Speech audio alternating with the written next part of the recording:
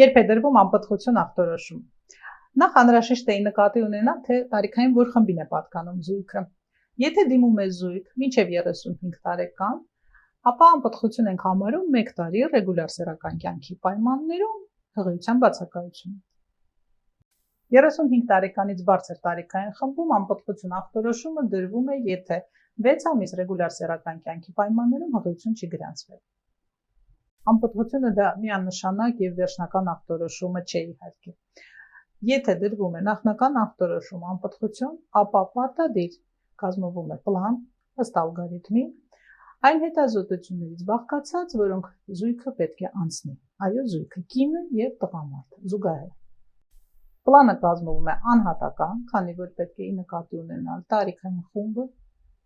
անամնեզ, այսինքն նախկինում տարված հիվանդությունները, առկա քրոնիկ հիվանդությունները, կատարված վիրահատությունները եւ շատ այլ ֆակտորներ։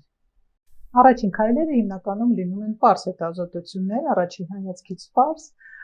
դա ինֆեկցիաների վիրուսների սկրինինգն է, դա ֆոլիկուլոդինամիկան է, դա տղամարդկանց պարագայում պարտադիր սպերմոգրամմայի առկայությունն է եւ շատ այլ հետազոտություններ, որոնց հիման վրա մենք արդեն կարողանում ենք ավելի հստակեցնել ախտորոշումը։